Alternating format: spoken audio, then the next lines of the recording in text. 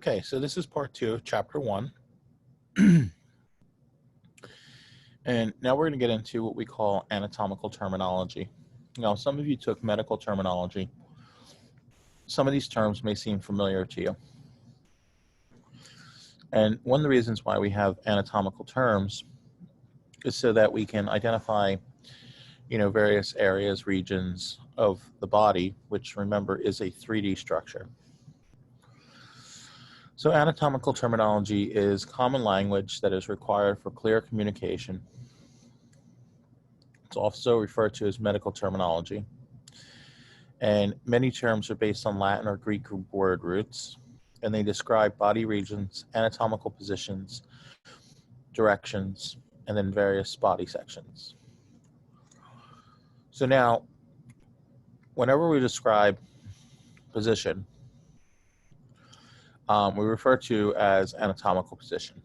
And this is with a body that has its hands at the sides, with palms facing forward, so thumbs facing outward, and feet together.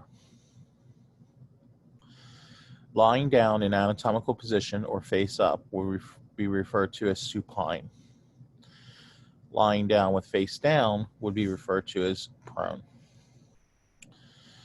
So this is looking at the front view, or what we refer to as the anterior view. This is looking at the back side, or what we refer to as the posterior view.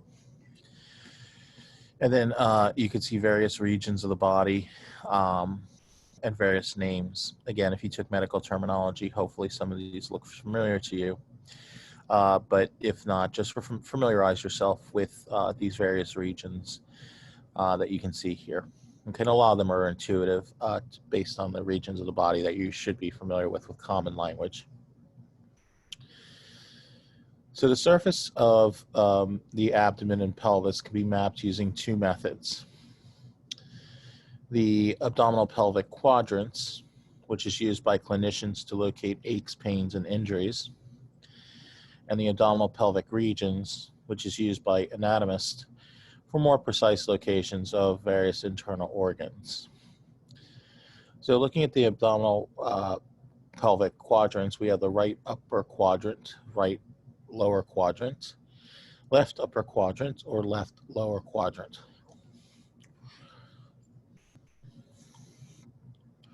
Looking at the abdominal pelvic regions, we can see the 9 abdominal pelvic regions to provide a more precise regional descriptions. I'm not too concerned that you guys are familiar with these. I'm more concerned that you guys are familiar, at least with the clinical ones, of the abdominal pelvic quadrants. Okay. So directional terms, these provide an orientation of structures relative to anatomical position. Some terms can be used interchangeably, such as anterior and ventral, or posterior and dorsal. Now the actual difference is anterior is the front of the body, posterior is the back of the body.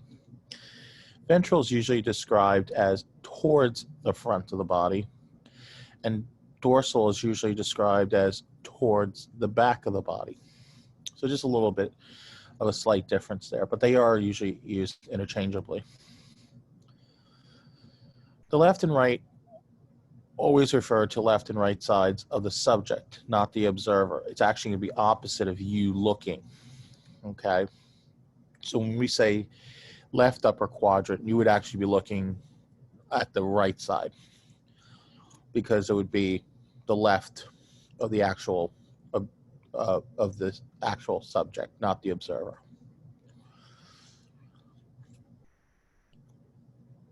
So here are some directional references.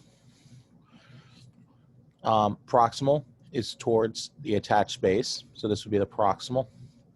Distal is further away from the attached base, so your hand would be distal to your shoulder. The shoulder is proximal to the hand. Medial is along the midline or towards the midline. Lateral is away from the midline. Okay. Anterior is front, posterior is back, ventral is towards the front, dorsal is towards the back. Cranial or cephalic is towards the head. Caudal is towards the coccyx, which is your tailbone or your buttocks area. Sectional anatomy. This allows better understanding of the three-dimensional aspects of the human body. It is required to interpret many imaging techniques that provide view of internal structures. And it's described in reference to three primary sectional planes. And if any of you are in imaging, you might see some of these terms as well. So frontal plane or coronal plane, this divides the body into anterior and posterior portions. This cut in this plane is called a frontal section. Sagittal plane is going to divide the body into left and right portions. Mid-sagittal section divides into equal right and left halves. Transverse plane, this divides the body into superior and inferior portions. Cut in this plane is called a transverse section or cross section. So here we can see the frontal or coronal section. This would be this plane right here, cutting going down front to back.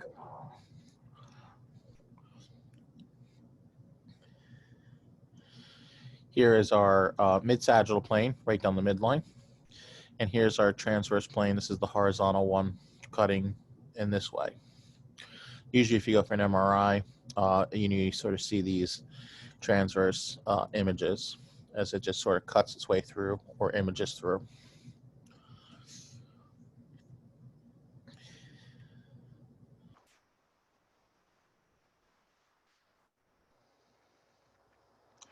Okay, so body cavities, we have what we call true body cavities. These are actually closed off spaces. They are often fluid-filled spaces, and they're lined by a thin tissue layer called a serous membrane. Internal organs, which are referred to as viscera, are suspended within these cavities. The purpose of these cavities is to protect internal organs from shocks, but they also allow organs to change shape and size, especially if you think about your stomach, which is an organ that can collapse when it's empty, but expand out when it's full. There are two major cavities of the trunk.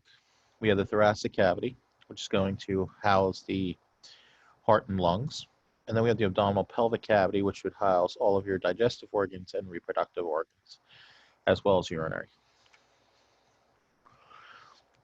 The thoracic and abdominal pelvic cavities will be separated by the diaphragm. This is a flat muscular sheath that essentially completely separates the two cavities. The diaphragm, as you'll see when we get to the respiratory system, is also very important in breathing. The serous membranes, these produce a watery fluid. They moisten the opposing surfaces, and this helps to reduce friction. Let's go back to that stomach. If that stomach expands out, it's actually pushing on other organs. And by creating a nice fluid-filled area where you can reduce the friction, you don't actually have organs, physically rubbing up against others. They're sliding across others. And this is mainly accomplished because you have two main layers, what we refer to as a parietal layer, which lines the inner surface of the body wall or chamber, and a visceral layer, which covers the surfaces of the visceral organs. And you usually have a fluid space between those two layers. Another example is your heart. Your heart is beating. And if you did not have these two layers with this fluid to reduce the friction, you essentially have your heart rubbing up against your lungs, and that would eventually cause deterioration of the tissue. But because we have these friction-free environments, that's no longer the case.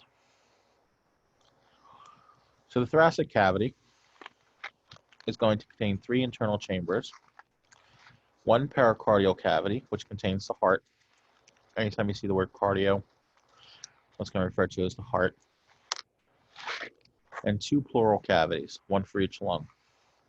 And anytime you see that term pleural, that's going to refer to as lungs. And again, all those terms were on those prior slide with those pictures. So the pericardial cavity, the heart projects into a space referred to as the pericardial cavity. The cavity is lined by a serous membrane called the pericardium, and that is composed of the visceral pericardium, which is actually covering the heart, and the parietal pericardium, which is the outer layer. And then you have pericardial fluid between the two layers that reduces that friction.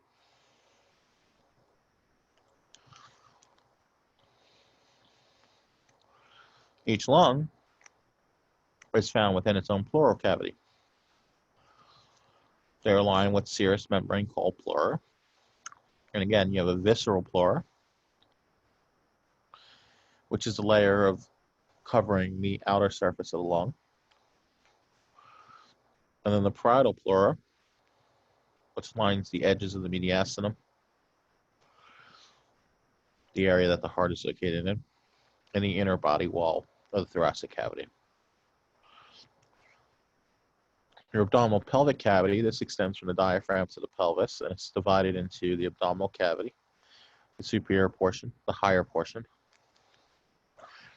and the pelvic cavity, which is the inferior portion or the lower portion.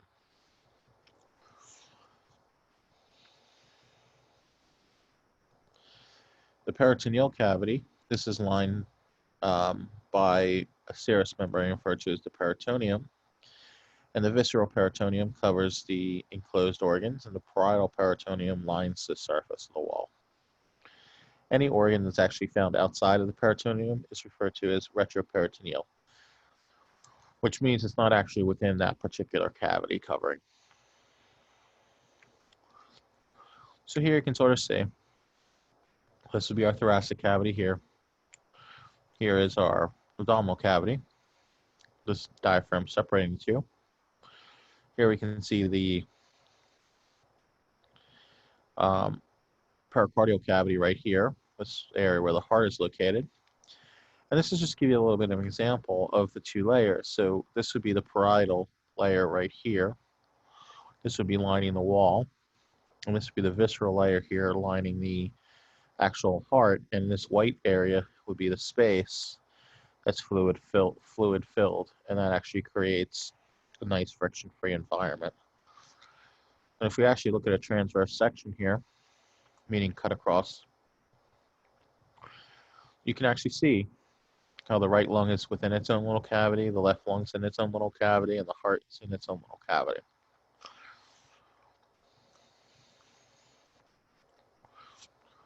So these cavities just allow us to sort of section off various areas based on their functions throughout the body. And that's it for chapter 1.